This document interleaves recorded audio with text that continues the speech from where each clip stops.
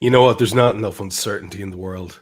So we thought we'd bring you a transfer show special because either the wheels are coming off or everything's up in the air at the same time or nobody knows anything. But one way or the other, there are so many stories doing the rounds that we have some information about, not complete information, but some information about that. Dave and I thought it would be only right and proper to bring those stories to you so you can do what you will with them and attack us voraciously in the chat panel for being headless lads who don't know what we're talking about, even though you didn't listen to us. Can't wait for that. As ever, I'm delighted to be joined by Dave Davis to go through all these stories. And it's a very interesting time. And I say interesting in inverted commas, Dave, to be read in that kind of Chinese, may you live in interesting times sort of saying. It feels, I won't say like the wheels are off, but it feels very rudderless at the moment and a lot of uncertainty abounds. We like a little bit of intrigue. We like a good backstory on the transfer show. We do like to, occasionally be living La Vida Loca, but this is just a bit much even for us a little bit at the moment. Like I like a few questions. We like something juicy or a bit of intrigue to build the suspense, but a nice, calm answer to things would be nice at the same time, to be honest. 100%. Just give me clarity on one issue. That's all I ask. And we did get some clarity on an issue, not the kind of clarity anyone would like. And it starts off the show, I think, in the perfect way, this story, because we all got caught up in the Mo Salah news. And there were all sorts of very emotional reactions to it. People rightly reminiscing about his time at the club and doing top 10 lists and all that kind of stuff. And other people saying, good enough. He's been awful and leaning into that side of things to an extreme that I found kind of as irritating as any of the overly fawning stuff. Yeah. But the reality of it is, Dave, that it wasn't a hidden thing. It was really open that he would be going on a free transfer. And this in itself is massively divisive because it feels like it's not okay for you to say that you would really have preferred if we had gotten some money for Mo Salah, because we are not allowed to say that because we're not showing adequate respect and he's a human after all and we don't own these people, etc., etc. And you know how this goes. You know the emotive strings that get pulled. But the reality of it is that I just like, if we could step back into reality for a minute and get out of our feelings, the reality of it is that we did fully expect to receive a transfer fee halfway through the 2-year contract for Mo Salah. And you and I were speculating about how much that might be and what that could be used for to help build a squad next season. That was the default setting. There weren't too many people who were in any doubt that Mo would be leaving. All this nonsense about Slot and his relationship, that none of that washes for me. I thought he was, I think we kind of had the feeling he was always going to go. And the contract we thought was to ensure a transfer fee. That doesn't seem to be the case now. No, there's a fair bit of revisionism, I'm going to say, on this. One thing we're not going to, talk about revisionism is it's a legend and it still hits you right there, doesn't it, when you heard the announcement? And we can't play it because we'll get sort of copyrighted, but I'm sure we've all seen that video and it is like, it's emotive, it's brilliant. And the way, it's all come out that Salah wanted this known for the fans. So, like, this is an absolute legend. Not for 1 second is anyone going to talk in a derogatory sense about him. What the revisionism strikes me is, how many times today, Trev, in certain articles or different bits, have you seen that and I'm going to say spun, because that's the word I'm going to use, it's right for everyone. Liverpool have done the right thing. They're going to save X amount because of the last year of his wages, and this is good all round. Now, I'm not going to say that's completely false. I get what you could say about the wages, but it is a revisionism. Let's be honest. A lot of those same journalists, if you look back, have been talking about Mo Salah to Saudi. There's a lot of people been talking about Mo Salah to Saudi and all those links. Now, let's just be clear. If Mo Salah, as a lot of people expected, let's be clear on that, was going to go to Saudi in the summer, there was going to be a transfer fee involved, wasn't there, of course? We're not going to give him, for free. So there's that. And there's been various, as you said, speculation about the amounts. But if it wasn't such a big deal as people are trying to tell you now, why a few days ago, when people were all of a sudden saying, oh, we'll leave for free, was it such a big headline then? Because surely if you knew, it wasn't a big deal, really, was it? And that, it's like there's just a bit of revisionism going on across the board on this. But yes, I suppose you could argue in sense that Liverpool are going to save big wages in that last year. That is factual.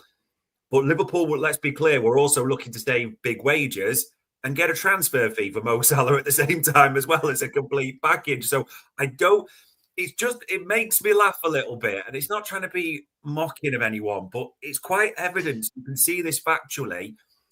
Journalists who talked about a transfer fee and Mo Salah going to Saudi and now putting articles out about this is good bit, we say like the two don't tally as we know it in that regard. So it is what it is. And I get people are talking now about, is he going to go to another top league? Is it Saudi? Is it going to be a huge payday, beyond belief, the new face of the league? Serie A gets mentioned. I mean, it's quite funny. I've seen two reports today. I'll put this on the screen from Fabrizio Romano.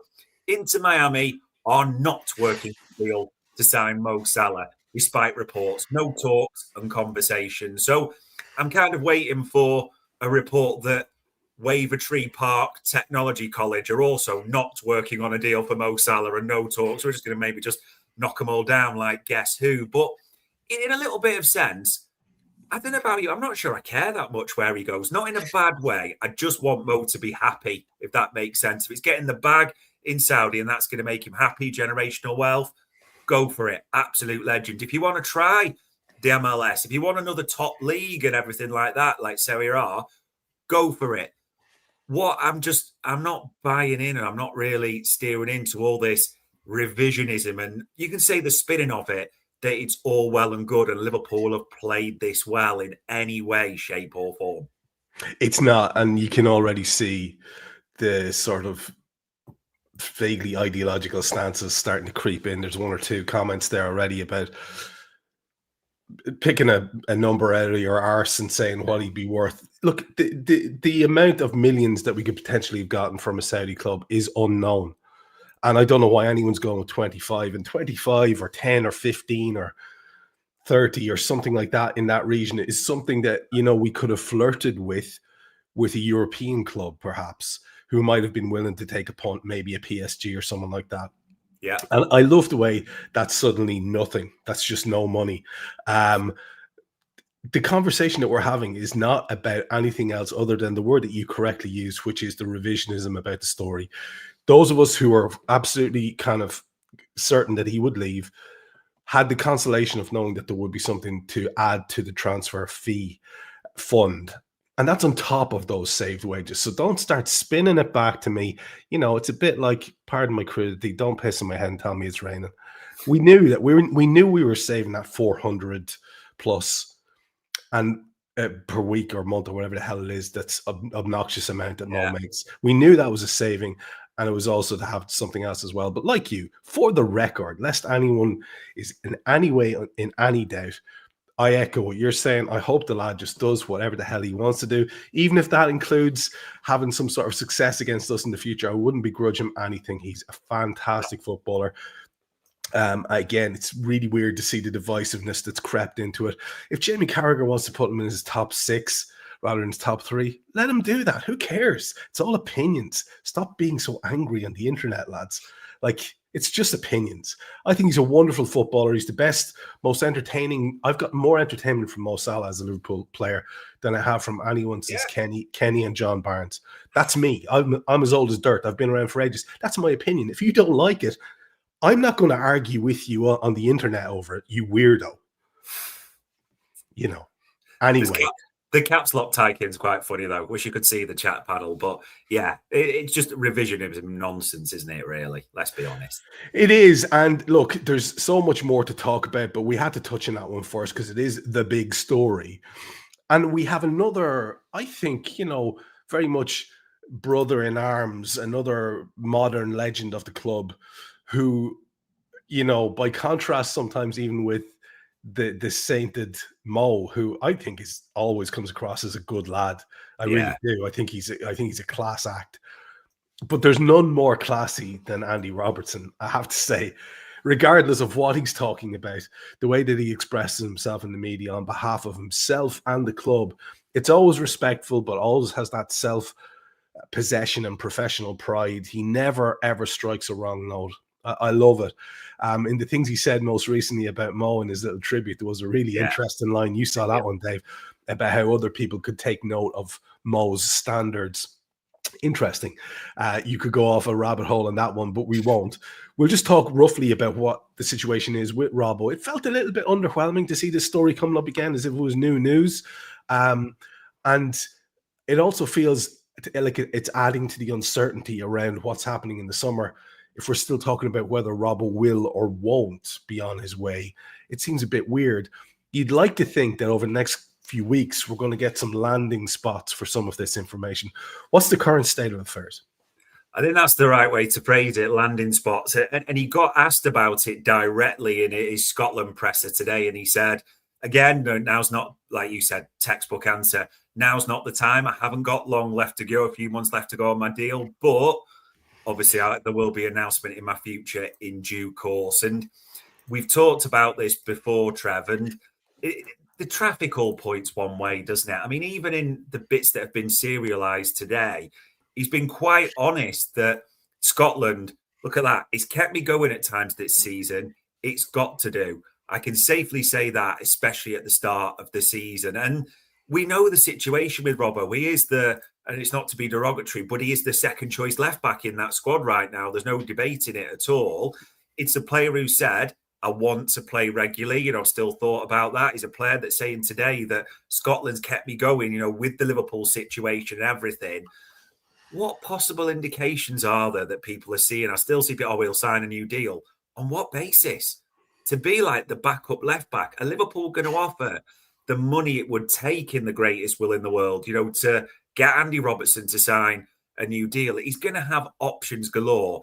This is all just, again, angling to an announcement in X weeks or X months, isn't it? Probably closer to the first one of Robbo departing. And it, like Mo, it's going to hurt. It's going to be right in the feels, but you know what's coming, don't you, at the same time? You'd like to think, but I think you're skirting around a really important theme that's going to keep coming back with the various topics we've picked today, which is that some people get very delusional about their own club, and our fans are as guilty of it as anybody. And I can be one-eyed, you can be one-eyed. You can get caught up in the importance of your own club, but you also have to take a step back and look at there's an assumption that, Rob will just stay and we'll just pay him to be a backup left back. And again, you're not making those financial decisions, neither am I. Somebody else is, and they'll have their own criteria for assessing that particular thing. So speaking about it with great certainty just comes off as a bit daft. And like I say, it is the uncertainty that's killing us at the moment in terms of everything. And you know, I kind of really want to jump ahead to the next topic, but we'll just stay where we are briefly with another story around uncertainty and managerial positions and all the rest of it, because everybody won't have been everybody won't have missed the obvious Xabi Alonso connections again being made during the week. I know you have a journal to name check that people will associate with this story. I'm not sure about that, lads. Bona fides, I'll let you decide that. But it's not just as simplistic as that with Xabi Alonso. And we have been saying a few little things on this show from minute one, details that you had gotten that are now kind of appearing as if they're new news and people giving exclusives. Just walk us through the current state of affairs with Xabi, if you would. Yeah, it always feels like this show we end up doing a like UK journal versus Euro journal at some point. So we're back into that steer a little bit. So we'll stick on this side and patch journals and everything you're being told. How many patch journals have we had on various shows saying all the briefings, if you want to call it that, from the club are it's on a slot till the end of the season? And even if you look at this extract from the Athletic article today, I mean, I don't really know how you interpret this a different way. FSG remain supportive of Slot despite the growing external pressure, etc., etc. The sympathy for what he's had to handle from disrupted pre-season. However, it remains to be seen whether that resolve is tested between now and the end of the season if more setbacks follow and unrest among the fan base continues to grow. I mean, it's quite a funny line, isn't it? So is that got to be absolutely too late to make a change? To make a change is what we're saying literally there, aren't we? It's got to be like abandon all hope to like make it, you know. But simple terms, the briefing from the patch journos is it's on a slot till the end of the season, isn't it? Despite what everyone wants to steer into, and we've talked interim and all that. So that's crucial.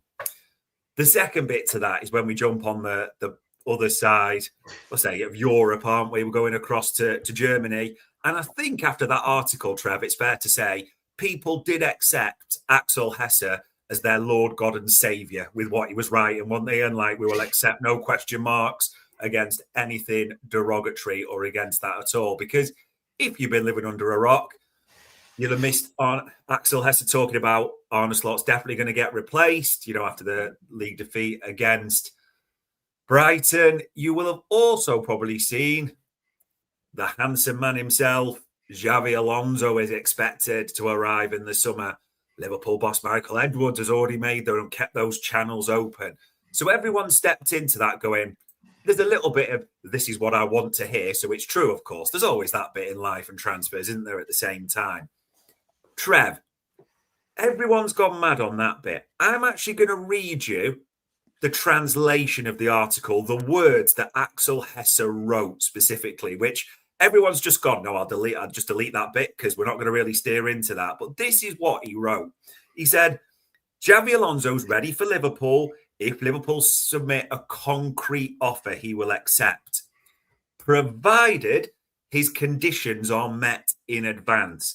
These centre on his influence over squad planning. A year ago at Real Madrid, he'd agreed, despite his wishes, you know, a centre forward and a central midfielder before being dismissed. That will not happen again. And it talks about Liverpool's structure as well, a bit further down. That sounds awfully familiar, doesn't it? Considering what we were talking about weeks ago on this show.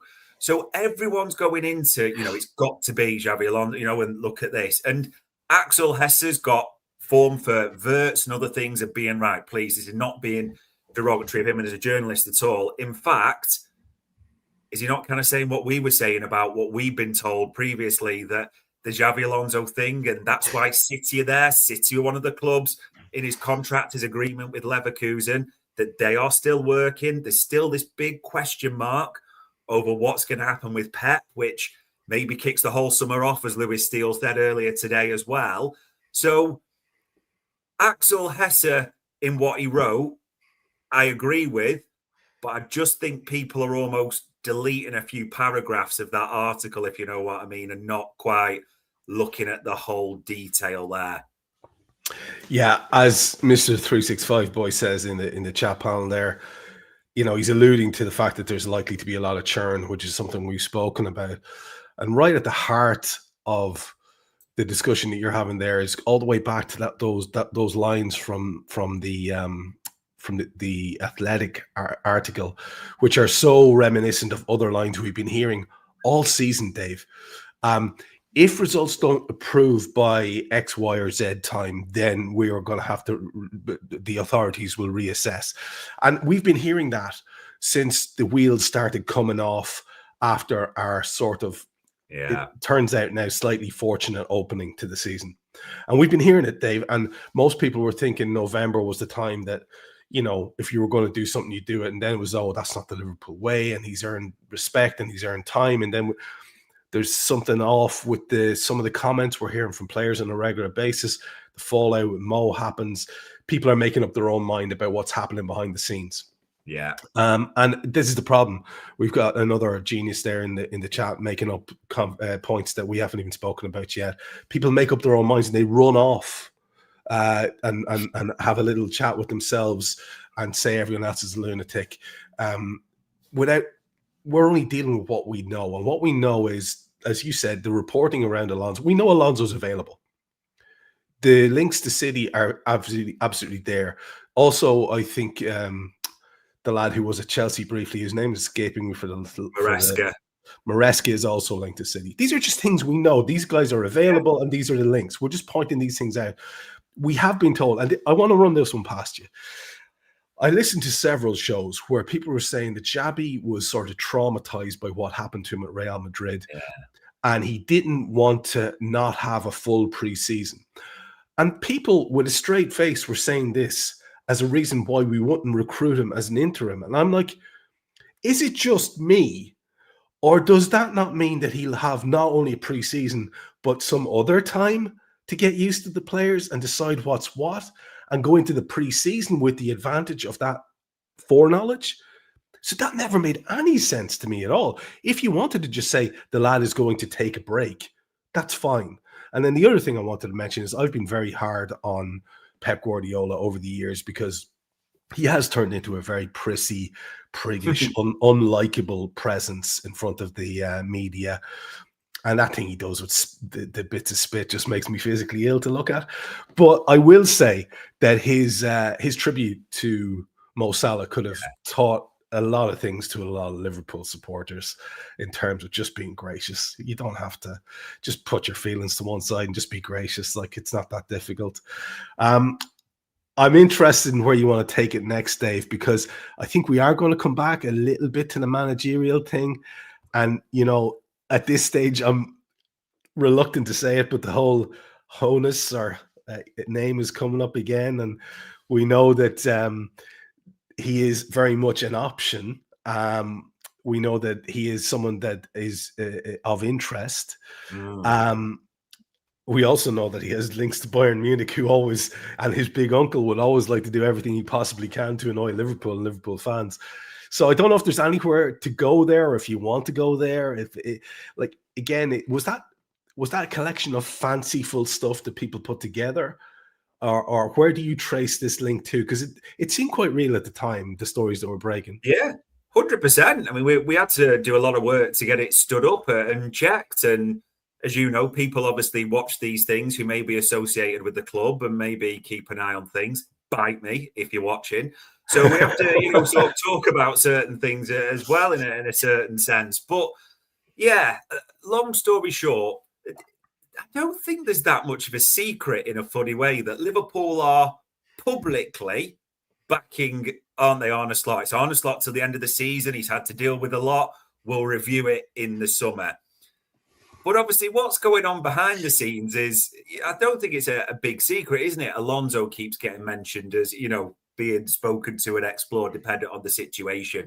Sebastian Hoeneß, the non-mad Hoeneß family member, let's put it that way, who is being, is liked and looked at. And it's not a show to debate who's the better coach, the style and all this. But Liverpool are obviously looking at their options.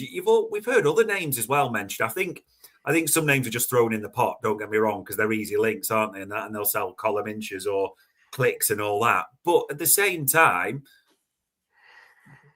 if Liverpool weren't looking at their options behind the scenes when the coach has got a year left to go, and let's be honest, he's stinking out the place a little bit at the moment as well. I think you'd be astonished, really, wouldn't you, if we're supposed to be this best run club in football? So it's the public and the private briefing as well. I think that's why people sometimes rally against some of the stories in the briefing somewhat, don't they? So, yeah, it's going to be fascinating. It is, though.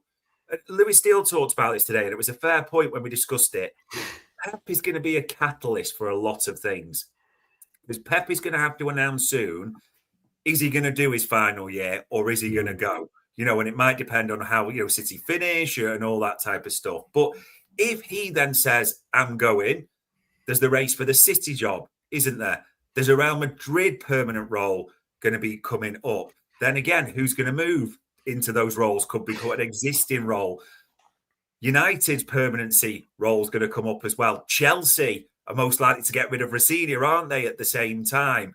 Us, I'm not going to put Spurs in the major mix, but I'm not going to kick Spurs while they're down at the moment. But essentially, there is a managerial merry-go-round about to start this summer, isn't there? And then you throw in, as we said, other names, the likes of probably Nagelsmann, once he's done the World Cup. People suspect he wants a club job as well, don't they? There's a lot of things to happen in the managerial market. It's now a case of where does that land for Liverpool and who's it going to be is just maybe the biggest question of the entire summer right now, isn't it? And you know what? It's a good segue, and we'll just pull up a comment there from Mr. 365 Boy. He says, surely at this late stage in the season, we know who we want to replace Slot. This would have been spoken about back in January. Now, I think this is a really interesting one to pop up and to use as a segue into the next part that we want to talk about, primarily because we do know that we spoke to Cesc Fabregas. So, yes, that was happening then. We also know that it's not just players and managers who are possibly going to be on the changing situation for Liverpool in the summer. Is everybody up for grabs? Potentially. Is the club up for grabs? This is where we're going next.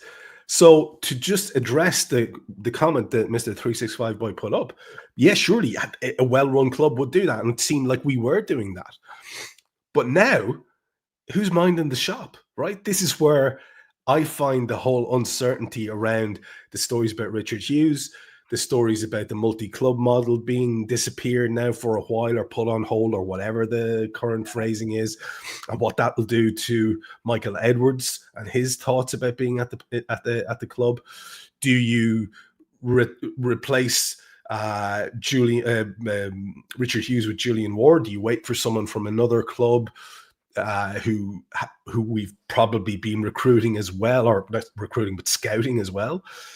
The whole thing, Dave, has this like ridiculous vastness of uncertainty around it, that this is why when I see people making these, well, that would never happen kind of statements, it's like, are you watching what's currently going on with the club?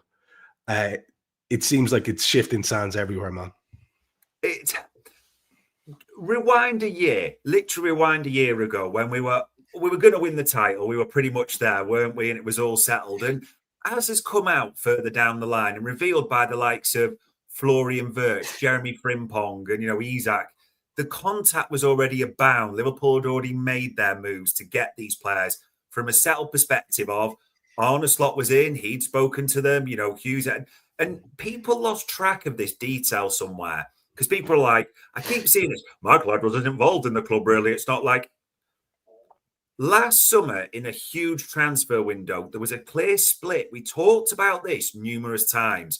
Richard Hughes was handling the purchases of players. Michael Edwards was dealing with sales, something he's experienced in, going all the way back to older structures when it was Klopp and Edwards. And Mike Gordon did the purchases because you had the checkbook, I suppose you'd call it, wouldn't you? And Michael Edwards did the, and it worked that way. So there was a clear division of how it all worked. And Julian Ward was kind of a gap filler in the nicest sense, wasn't he? Would step in, do what he needed. There was clear reporting around this. Now,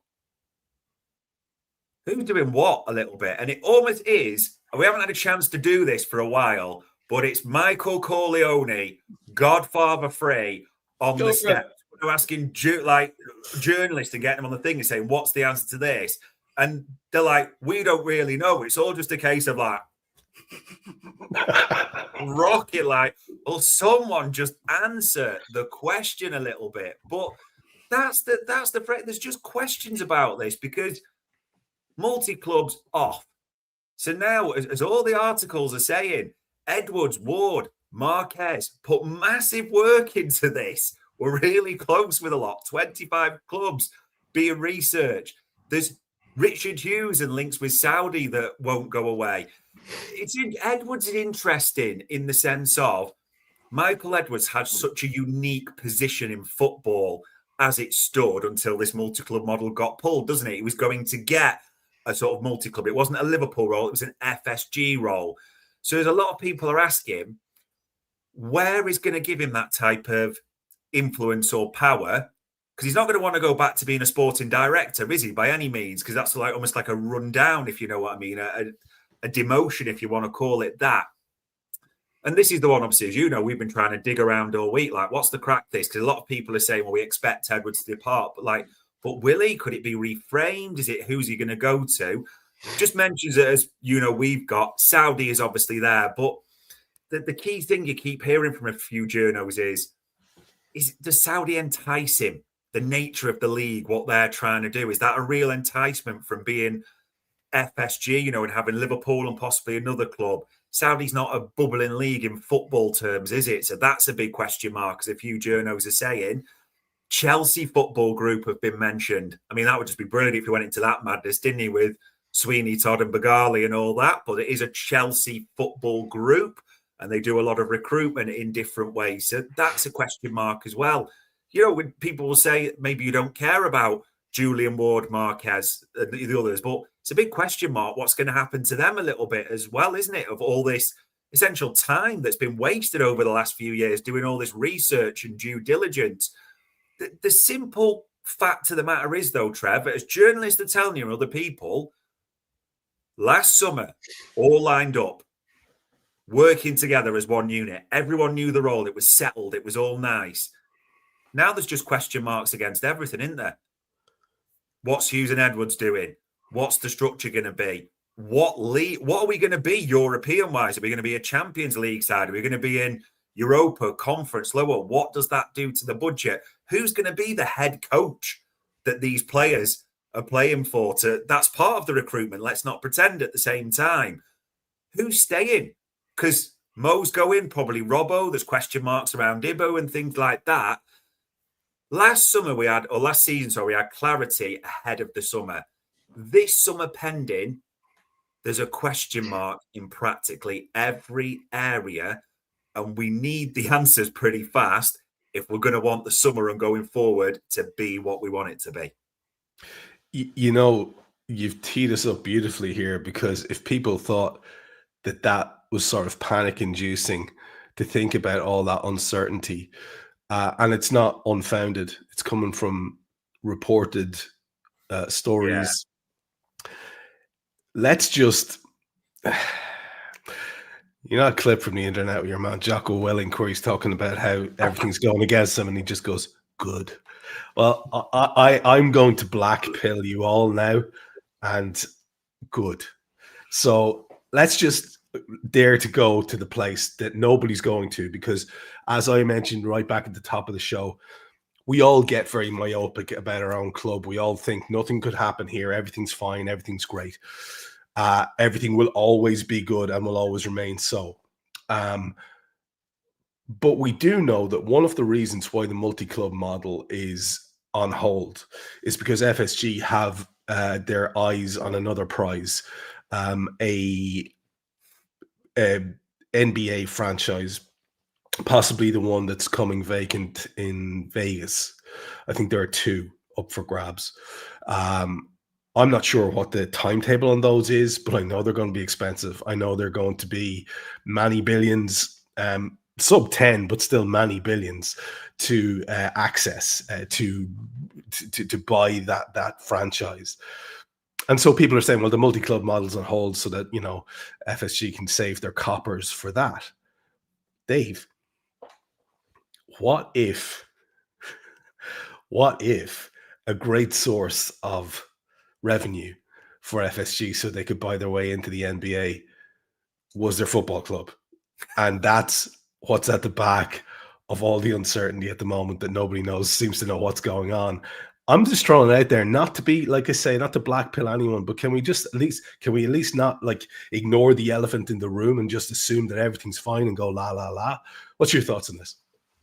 It's funny because I've seen people in the chat panel say no, they're not involved. They've pulled out in certain bits, and business stuff isn't. We're not big people on this. This isn't really a show we do particularly, but it is worth framing that. Trying to speak to a few journalists and get this info that. There's a lot of journalists, even today, are telling us FSG have got interest in purchasing or being the owners, I should say, I suppose you call it, of the Las Vegas. I think there's Las Vegas and Seattle, as it said, but it's the Las Vegas that's interested there. Because I've seen Eric there, and fair play, because I've seen a few saying this, oh no, they pulled out. We've spoke to a couple of journalists today who said that isn't the case. And I'm not going to pretend we do business or sports. That's not us really, but we're going with what you've told you. Trev, what's that? Man, do you know the Manchurian Candidate, that Denzel Washington movie? Because you know I love a good movie reference as well. It's that bit where it's like, we're speculating a bit now, but we're through the looking glass now, people. And there is just a wonder now of, you just wonder a little bit that, yeah, you're speculating, but if FSG are to do this, and it is the rumored $7 to $10 billion, that, again, this is just speculation. There's different ways of getting finance. This isn't a finance lesson by any means. You just wonder. And again, this is purely speculation. Be a good time if you were selling or looking at a sale to talk about how you could get maximum revenue for ticket prices as well, wouldn't it? At the same time as well. Again, this is speculation, people. You know, don't know this for definite, but from digging around on this over the last week or so, and even speaking to a few journos today, are saying to us that FSG are one of the possible options for the Las Vegas franchise. This doesn't mean we know it's definitely Liverpool's happening sale, but when you find stuff out, we mention it. That's what we do. Yes, and it would be utterly ridiculous to do anything else. And if that doesn't please you, well, I don't know what to tell you. This is how we always go about this show. You go around tracing these stories. You try to get them stood up. We present them to people and go, "Hey, don't shoot the messenger." It's not difficult, and you know that's where we're at with this. And I think it would have been daft to have this conversation and not mention that.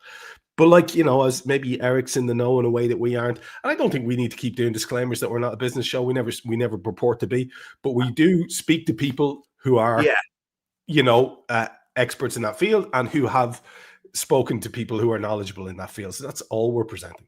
And I get it. And it's fair to say, because even we saw it as we're speaking journalists, because we're looking at it and going, hold on, this one does suggest that they've pulled out or it's too expensive and looked at that. And then I get that. So I'm not sort of shouting back at people in the chat panel, but digging on this week, that's what we got told.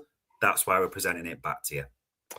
Now, in more optimistic sort of news, obviously with Mo Salah definitely leaving now, we're going to have to do something about the attack. We all know that we've got Alexander Isak to return. A lot of people were very, very upset that we didn't replace like with like when it came to Luis Diaz. So we've got a lad who is not a winger, quite often playing on the left there, and Cody Gakpo, who's incredibly favoured. But that might change if the manager situation changes. And now we've got our right winger for the last decade, off ski as well. So you're looking at having to bring in, I would imagine, at least one wide forward to work for whoever is the gaffer at Liverpool next season. Diomande is the name that we keep hearing, but I keep hearing this very high figure for him.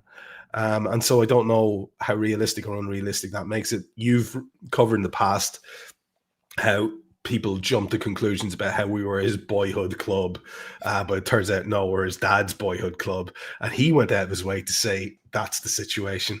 So where are we with the Diomande links, and is there anything else around that whole winger wide forward stories around at the moment that you think has any merit? Yeah, we could try and bring it back to a bit more positive, can't we, as we've been digging this week. And it's funny, winger's the hot position, isn't it, to talk about? And I suppose because you said it's right, Mo Salah's departing, so everyone's like, who could replace him? Who's it going to be? And all those types of things. It's right to start with Olise. And Olise is Liverpool's dream target if they could pick and everything was equal. But everything is not equal. Michael Olise and, you know, what he would cost, how good he is and all those types of things. And it gives us a chance to bring up Big Uli, doesn't it? And remember, Liverpool spent 500 million euros last summer and are having a very bad season. So we won't be contributing to them playing better next year. So Bayern are rallying hard against this. And again, we don't need to go down the hole. We've done it before about possible release clauses, chat and how much. But I'm just going to be honest, Trev. Would you bet seriously that Liverpool are going to be in the Champions League next season, which would be an absolute minimum to get Michael Olise, never mind the figures and all that. So, yeah, let's just consider that for a second. Diomande, absolutely. As a few journalists, Lewis Steele mentioned it today, Liverpool watched extensively, really like. It's the price tag that's a bit of a big question mark right now. And also what steers into that, as we mentioned before, Red Bull are in the Champions League spots, aren't they? Yes, they've got to raise the 100 million or whatever it is, but they've got other options and he's not one they want to sell. And as we said, it wouldn't just generally surprise me at all if Diomande stays another season. We clearly like him. He's one of our top targets. There's no doubt about that. But we've got to consider that at the same time. Bradley Barcola, one we mentioned before, Lewis Steele wrote this week that he was offered last summer. There's a question mark. Could that be again? Again, though, Trev, I think Bradley Barcola's coming to Liverpool if we're in the Europa. What his wages will be at the same time as well. So there's that. And someone put it to us, and we kind of mentioned this on another pod the other day, and I like the analogy. Olise has become the Jude Bellingham of a few seasons ago. You know, when we were like, we're not going to get Champions League this summer and it's all crap, but it's fine, lads, because Jude Bellingham's going to arrive in the summer. There seems to be a little bit of that. Well, it's not going well this season, but if Michael Olise arrives and if we're not going to be in the Champions League, what's the chances are of getting Michael Olise? So just bring that into the mix. And I almost don't like doing this, but, we present the stuff we get back. It's no secret. A lot of journalists are reporting it. Liverpool are looking at wingers, and I'm saying plural, aren't they? As in people that can play wide, even a multifunctional attacker again that can play across the front line. And it's funny that both David Ornstein and Lewis Steele have said this week, funny that, this sounds familiar, doesn't it? If Semenyo's release clause had been in the summer instead of January, you'd probably be a Liverpool player. That sounds a bit funny, doesn't it? But anyway, so there's that in the mix as well. And you talk about multifunctional forwards. I think Liverpool's list of wingers is almost this is the Champions League quality. Yep. And this is if we're in, it's like carpet shopping again, isn't it? A bit like last summer. So there's names there, and a couple of names that we're getting, the ones that we haven't mentioned so far. Conceição, the small winger at Juve, that seems to be very much Mendes and agency led, by the way, that yes, Liverpool have watched him, but that story seems to be being pushed by his agency quite strong. So I keep that in mind.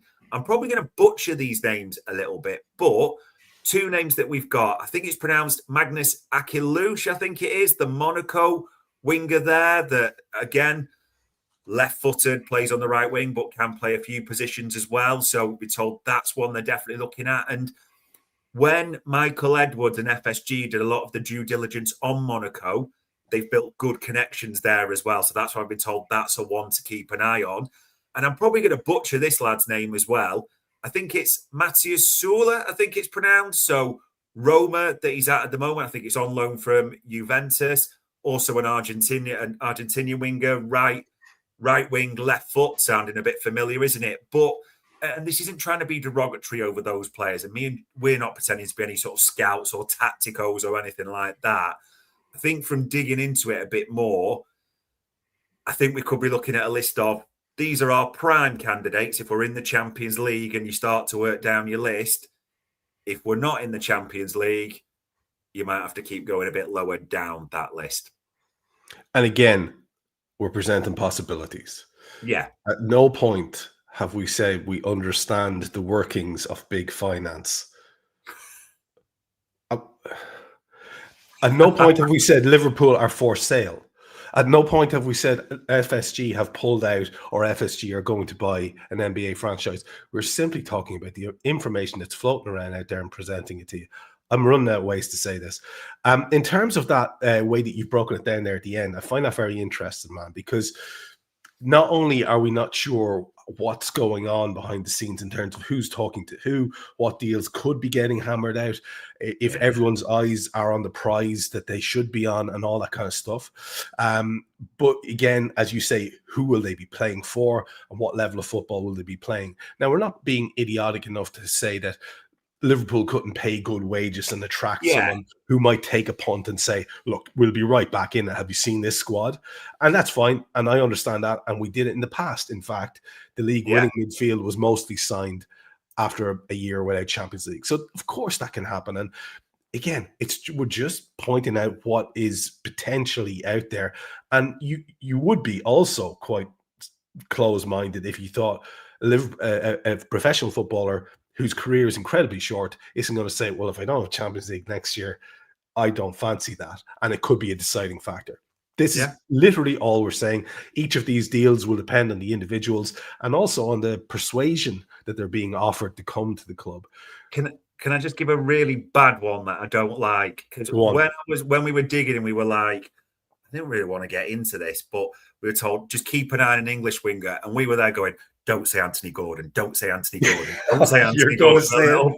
Like another, if West Ham go down, you might not be a million miles away there, Mr. 365 boy. There is a few journalists who are saying that if West Ham do go down, Jared Bowen, I know he's not, and this is not trying to be disrespectful, but he's a vintage winger, a more experienced winger, shall we say, as well. So, yeah, there's a few who've said that. So, yeah, let's just hope we don't go too far down the list. Let's put it that way.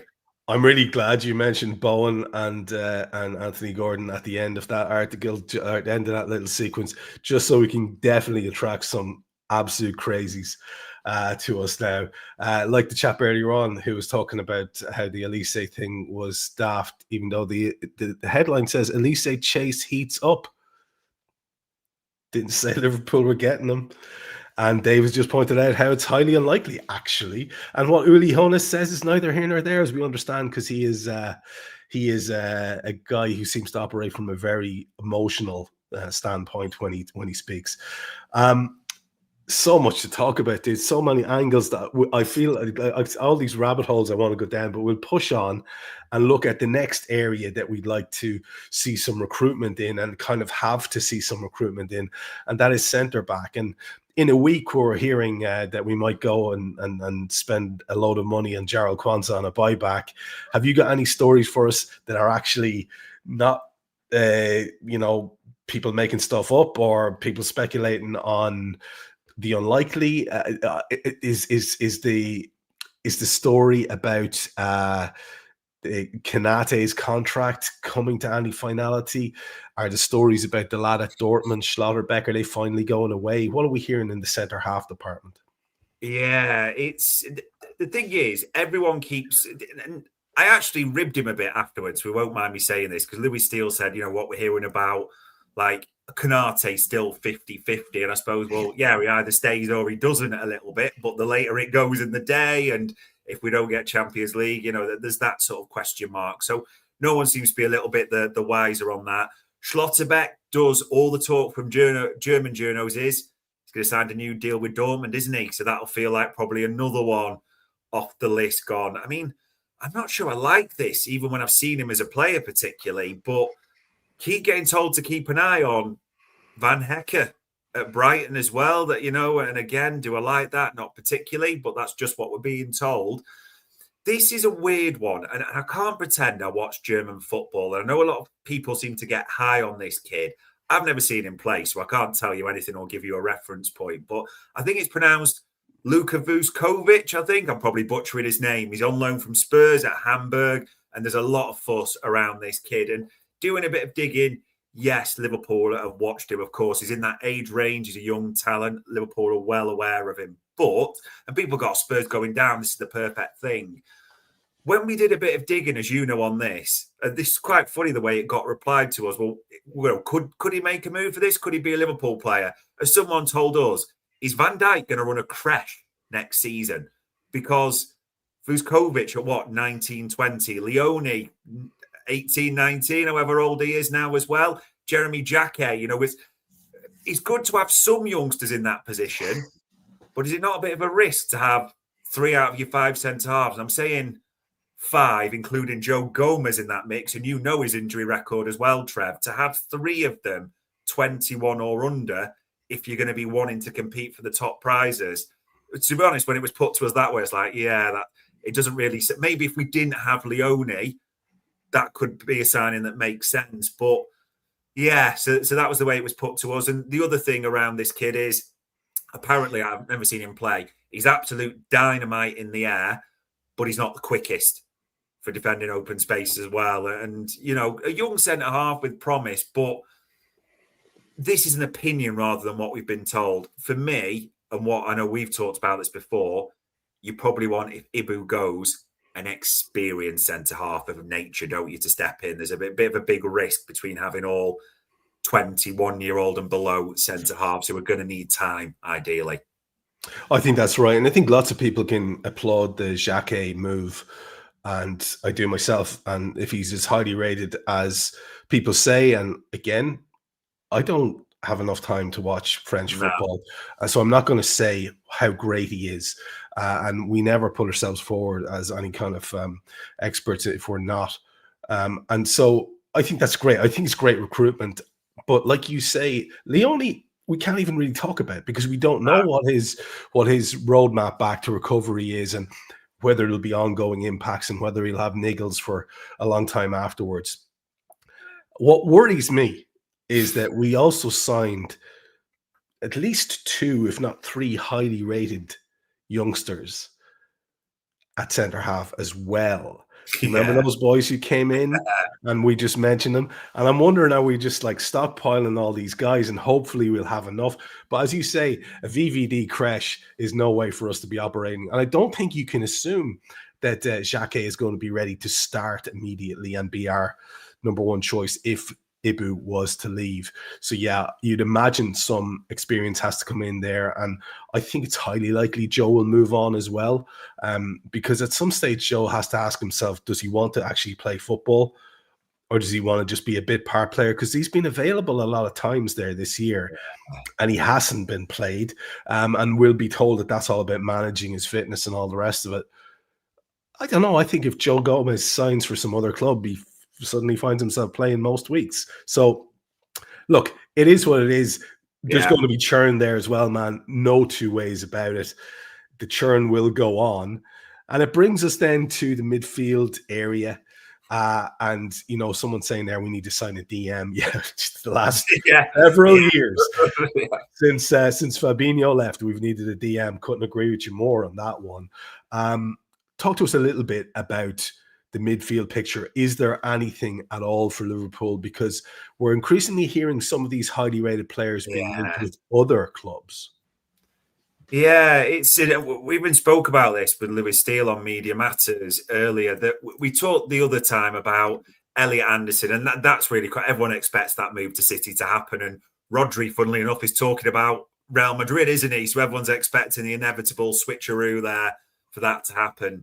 Now as well, you've got the likes of Tonali, Guimaraes, others being linked with United, who are doing a lot of work on their midfield area as well, aren't they? And looking at that seriously with Casemiro departing it. So again, other clubs, but it has a knock-on impact of who might we move for. We're talking about us though, and I think as we spoke about with Lewis Steele today, Adam Wharton's not getting mentioned with a lot of other clubs at the moment, isn't he? That story seems to be, a top target for Liverpool. But you're noticing, aren't you, like Tonali, Guimaraes, United, Anderson, City, a lot of the ones. And he is a brilliant player, Adam Wharton. And, it's not wanting to be derogatory at all. He's got a unique skill set. We said this before. But it ain't the DM that we're looking for, are we? And I would love, and we've talked about people like Caleb Urenkai before, I would love nothing more than to be coming on this program, because, by the way, if we had a serious link to a proper DM, it would be the top of the show. We'd be talking about it. It's like, this is the move, this is the thing, but there ain't. And that's not trying to be harsh on Adam Wharton. It's just from what the midfield picture is shaping up for this summer, Adam Wharton's link seems strongest to Liverpool out of anyone. Again, though, if we don't get Champions League, Trev, what effect does that have on the knock-on effect on that a little bit as well? But again, what other journalists are saying, other midfielders seem to be slotting in or potentially slotting in at other clubs. I'm not hearing a DM, though. I want to be telling you we are, but we're not. No, we're not. And it brings us back full circle to what can we expect? And like I said, just a simple way it manifests in my mind is who's minding the shop. Do you know what I mean? Who's minding the shop at the moment? Yeah. If people have eyes on different prizes, it is a worry. and people looking at different career options and so on. This brings us nicely back around full circle, because we can talk briefly about Giovanni van Bronckhorst, and then I did want to finish out just by throwing the manager thing back at you, because I just wanted to get your take on some of the potentially available names there for us to wrap up. But talk to us about the Van Bronckhorst situation and where he stands. Yeah, I suppose in a good way. At least he's not writing a book and releasing a book near the end of the season type of thing. And, we're getting into all that. I suppose that's a positive from a Dutch assistant. But, I mean, we've had links with the Indonesian national team, haven't we, at one point? And, articles coming out through Sports Witness and in the Dutch press about won't rule out a return to Feyenoord. Who knows what the future holds? You can say you read too much into it, but you just wonder if someone's maybe gearing up for the next role, shall we say, and wondering what might happen in the summer because, on a slot with a year left to go and what that might mean for his coaching team. I think, there's an inevitable sense there. So it's interesting that he's now talking publicly that way at the same time, which is great, Trev, isn't it? Because in a season where everything's certain and we all know what everyone's doing, that's just what we need now. The assistant manager talking about his future at the same time as well. Just roll it on, lads. Roll it on. Yeah, and listen, I see someone. Who is it there? I've lost the comment. Oh, Damien talking about how Gomez is not robust enough to play week in, week out. Yeah, we know that. We've endured that. We'd love Gomez to be robust enough to play for Liverpool week in, week out. But I'm just saying, you never know what happens with a change of scene and a change of fitness regimes, and who we can't predict what could happen in terms of whether he might be playing through something if he was somewhere else and that type of thing. The management of him might be different. I just want to finish then with the manager question, Dave, because it is the kind of elephant in the room, really. And there's something about that the phrasing again that you had in that article right back at the start. It's still sort of a bit unsettling for those of us who are kind of very much of the opinion that at this stage we do need the change. So when you hear that, do you have any inkling that it might necessarily just be about he's okay now till the end of the season? Then it might be he's okay. There's a lot of sympathy for him. His disrupted preseason last year. Words like sympathy and what he's had to handle, phrasing like that. We know this isn't usually accidental, that there's a bit of briefing that goes on, that these things are, as you said earlier on, spun in a certain way. And of course they'll have to say, but if things don't go well, but they've been saying that all season and nothing's happened. So I wonder, first of all, how certain do you think it is that we do see a change at the top? And then the second part of that is, of those available at the moment, and I don't mean fanciful ones like a lot of people like Luis Enrique. I mean people who are actually available, who could probably come available if needs be, like someone like Inzaghi. Who would be in your little top bundle that you'd like to see?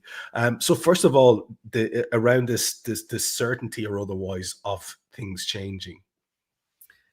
It's just such a tough one. I mean, things are going to have to change anyway, in the sense of the operating model we have doesn't work anymore because it's based on a multi-club model, isn't it? That's why we have the structure now. So that's got to be sort of worked out, as in who just jumped ship completely, who might be moved to, you've got to do that. So that's the first port of call. The second one is, it was so distinct last summer, whether you agreed with it or not, didn't you, that Arne Slot was a head coach. He reported into a sporting director, Richard, and you went up.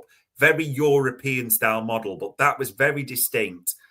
Liverpool need to make a quick call. And people go, oh, no, they'll stick with that. Don't be stupid. Well, they pull multi-club at the drop of a hat when they realise the finances aren't there. Trust me, if they think this is the wrong model, FSG will switch from it like that. No problem at all.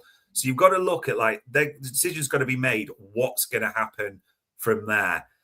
Mate, honestly, these are the $64 million questions that I am completely guessing at, because I don't think Michael Edwards will stay. So, who's going to... Does Richard Hughes gain more power? Does Richard Hughes depart? Does, people talk about it? I honestly don't know. Do we just clear house based on what's happened? And then, if Edwards depart, Hughes depart, and you get a brand new sporting director, to me, whatever happens, and I don't really care what people say about this, if Arne Slot is there at the start of next season, forget alarm bells, the red alert nuclear button is going in my head, because we look at this summer. Yes, there is mitigation. I'm not going to pretend or sort of brush that under the carpet, but we've talked about this enough. I do an interim now, in that sense of what needs to be done, and it's just not there. It's also like, it never works to give that manager the extra time like we did with Brendan Rodgers, like United did with Ten Hag. Arne Slot, it can be in a dignified sense. I'm not saying that, that in a bad way at the end of the season, but for me, he cannot start next season as Liverpool head coach. That would be like ignoring everything that's going on and what's staring you in front of the face, and would concern me no end about the structure and the way we're operating there. So if it's in the shortlist, Alonso's got to be if he's available, because that is a manager that's won the Bundesliga, an unbeaten season. That's a manager who has Liverpool connections, not as strong as people make out. We've said that before, but there is some Liverpool connections there. That's a manager who's managed at Real Madrid. So he's won big prizes and managed at the top level at a young age. And the name does carry a certain pedigree, so he'd have to be in your list. But then you've got the question marks around, are you going to go to a back three and all those that we could delve into? Bonus to me seems to be in the list a little bit, and this doesn't sound like I'm doing him down in any way, that he would work within that structure, except less power than Alonso, and that's maybe why he's higher up the list, as we said before. That does not make him a bad coach. And, his style of football, I'm from the bits I've seen, I'm not going to pretend I'm an expert in him. I'm not, I like some of what I've seen. That's probably the easiest way of saying it. Then, Trev, I don't know where you go a little bit from there, to be honest, because people will say, I keep seeing Inzaghi heard by anyone. Well, give me one credible link to Inzaghi moving, who's just signed a huge deal in Saudi Arabia. And people, we'll definitely move back to Liverpool. That is possible, but we don't know. We're guessing, aren't we? There's no credible link to Inzaghi coming back or being Liverpool at all at the moment. So, like you said, it's the same with Enrique. It feels fanciful. Nagelsmann, there's links there. We appreciate his football, but the World Cup so late. How much? Remember, Xavi wants a big pre-season. Yeah. Nagelsmann will get none. So it's funny enough, and I get why, because we talk about this in football terms. People talk about a shortlist. I start to rule people out, as you can see, because of these reasons. I'm like, Inzaghi and Enrique, yeah, if you give me a realistic link, not heard one, so scratch that. Nagelsmann, well, where's his pre-season? Do you see what I mean? You just start chipping down your list. So aside from Alonso and Honus, I am struggling to come up with a credible name for a credible reason right now at the same time. As to who's appointing them or who'll be buying the players or selling the players, maybe someone knock on Carol and Caroline's door, see if they finish the spam fritters and are free. That's where I'm at with this, right? You know that if the plane goes down with all the top brass on it, there is a continuity of government plan, right? But you just started this, your last contribution, by saying, I think Michael Edwards will go. That's going to have people run around with their hair on fire. And that obviously throws everything else into serious relief as well. The level of uncertainty is quite high. And you can convince yourself that, no, that's not real, all you like. But it's a possibility. And so I find the whole thing very unsettling. I think, like you, if we end up starting the season with Arne, that will speak to me about something not being quite right in terms of the structure behind the scenes. I see a sort of dignified parting of the ways there is the best option for everybody. We did see those links to him at Ajax, and maybe that would be something that could work for him. Regardless, I wouldn't like to see any sort of nastiness creep into it. I wouldn't like to see any down treatment of him. But man, it is all to play for. There's so much reason for us to say. Somebody asked earlier on, when will we do our next show? Probably very soon, because there's all to play for. Do you know what? And the reason we wanted to do this, and it's just to sort of update, and I suppose the theme is there's question marks galore. We would love nothing more than to be coming back to you in a month's time and going, okay, Edwards is gone. So-and-so is going to come in as a sporting director. Just clarity on certain things. Robbo's going, but Canate, because the more clarity you get, you start to piece a picture, don't you? Probably in a month's time, we might well know what Pep's doing, might we, as well as whether that Gondolin's going to start around and go in all that. So, yeah, hopefully in a month's time for Liverpool, we've got a lot more clarity. Now, like you said, we had clarity this time last year, and look how that worked out. So maybe lack of clarity will be brilliant, and we'll win the league and the Champions League because we don't know what's happening next season. Anyway, we'll lean into the positivity at the end because we like to smile occasionally on the show. Thanks for your contributions. If you've been in the chat panel, if you've been watching live on any of the platforms, we appreciate your eyes. Tell people about the show. Spread it far and wide because you know it's going to be big in the summer and it's going to be regular in the summer. And we are going to do one again as soon as we have anything extra to add to the mix. So once again, thanks to Dave for the tireless work he does putting this stuff together, annoying the heart out of several journalists that he knows and good sources, and then coming and sharing it with you only to be shouted at. And thanks to you for attention to us, to the show. We appreciate it very much. We'll talk to you soon. Back to finance school for us.